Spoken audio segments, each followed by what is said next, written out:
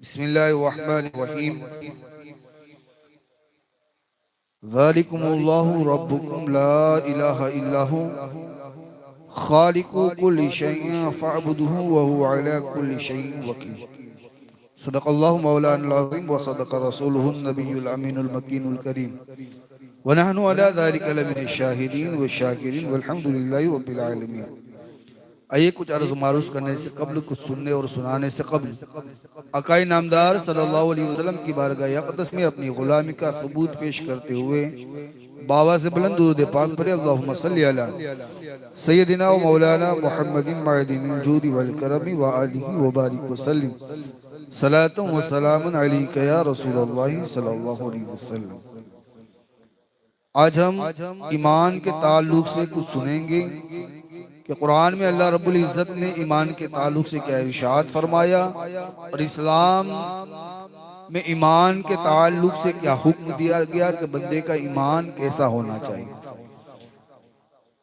जिस आयत करीमा की तिलावत की, जिसका मफहूम है कि अल्लाह तबारक व तआला तुम्हारा रब है और उसके सिवा किसी की बंदगी न करो और हर चीज का बनाने वाला है और उसी की पूजा करो, उसी की इबादत करो जो हर चीज पर निगहबान है, हर चीज पर जिसकी देख रेख है, हर चीज को जो जानता है। हज़रत उमर बिन खत्ताब रज़ियल्लाहु ताला से रिवायत है कि एक दिन हम अल्लाह के प्यारे रसूल सल्लल्लाहु अलैहि वसल्लम की खिदमत में हाजिर थे। अचानक एक शख्स हमारे सामने आया जिसके कपड़े निहायत ही सफेद और बाल काले और काले यानी सियाह थे।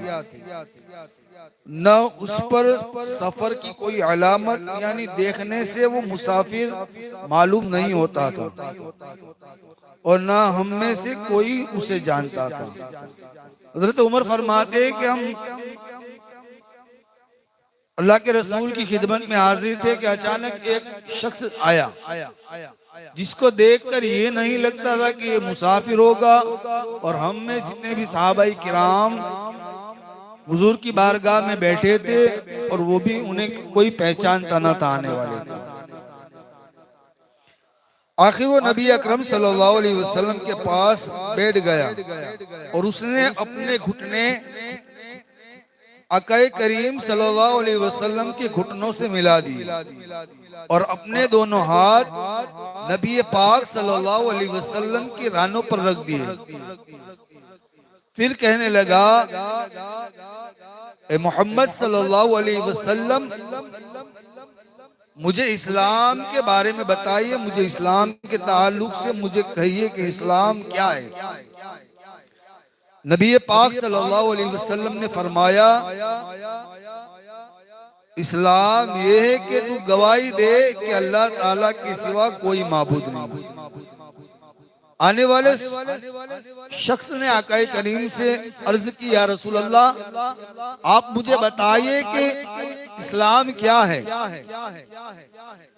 हुजूर ने इरशाद फरमाया कि इस्लाम ये है कि तू इस बात की गवाही दे कि अल्लाह ताला के सिवा कोई माबूद नहीं और मैं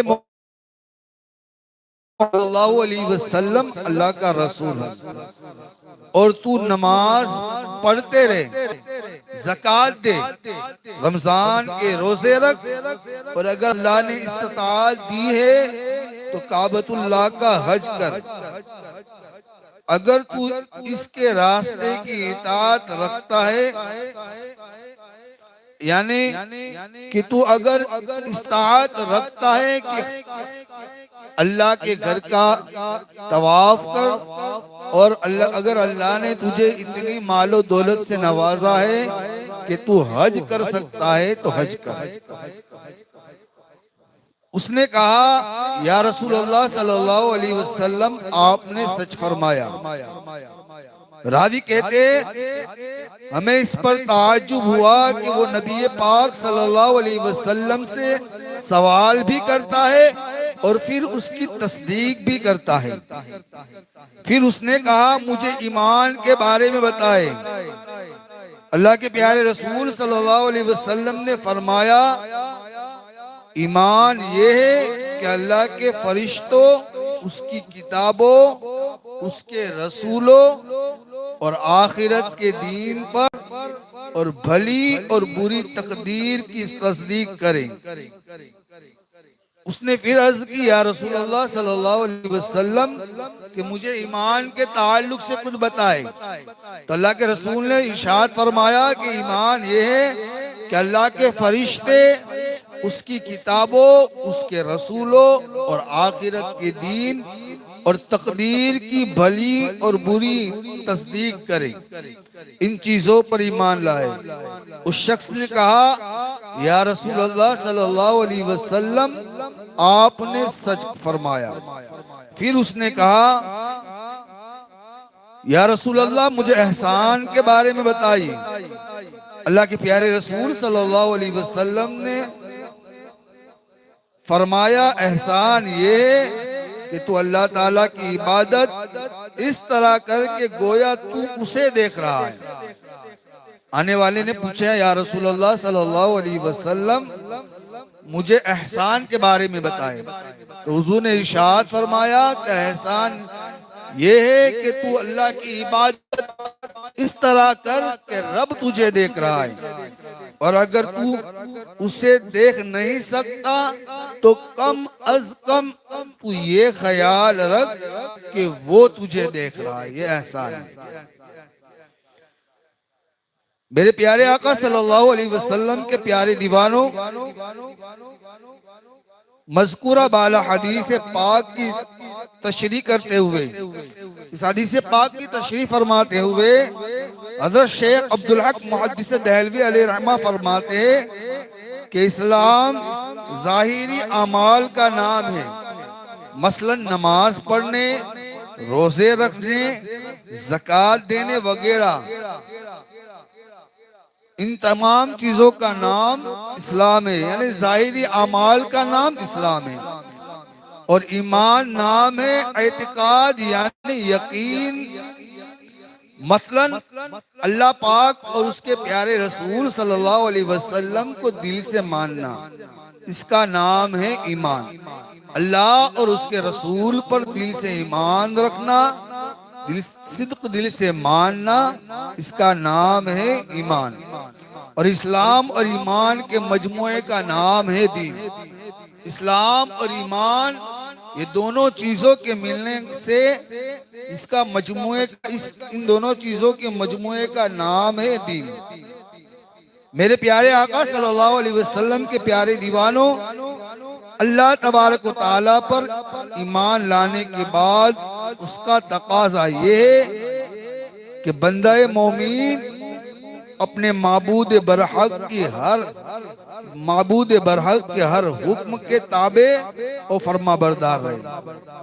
कि ईमान का मतलब ये है कि जब बंदा ईमान लाए अल्लाह और उसके रसूल पर, तो फिर अल्लाह और उसके रसूल के हर हुक्म पर अमल करना और फरमा बरदार बनना, ये ईमान है। और नबी पाक सल्लल्लाहु अलैहि वसल्लम की मोहब्बत में सरशार होकर आपकी लाई हुई शरीयत के काम का पाबंद रहे, ताकि बंदा रज़ाए इलाही का, अल्लाह की रजा का हकदार बने।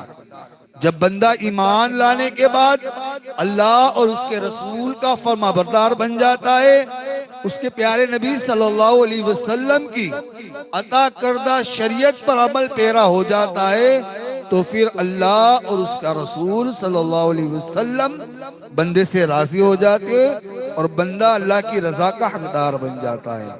अल्लाह तबारक तआला की बारगाह में दुआ है कि वो हमें इन चीज़ों पर अमल करने की तौफीक अता फरमाए, और अल्लाह अपना और अपने प्यारे महबूब सल्लल्लाहु अलैहि वसल्लम का हम सबको फरमाबरदार बनाए, पंजगाना नमाज पढ़ने की तौफीक अता फरमाए, रसूल पाक सल्लल्लाहु अलैहि वसल्लम से सच्ची और पक्की मोहब्बत करने की तौफीक अता फरमाए। और प्यारे आका सल्लल्लाहु अलैहि वसल्लम जो शरीयत लेकर आए, अल्लाह रब्बुल इज़्ज़त हम सब को उस शरीयत पर अमल करने की तौफीक अता फरमाए। बयान के दौरान जो कोई भी लग़ज़िश करता हो, अल्लाह रब्बुल इज़्ज़त अपने हबीब सल्लल्लाहु अलैहि वसल्लम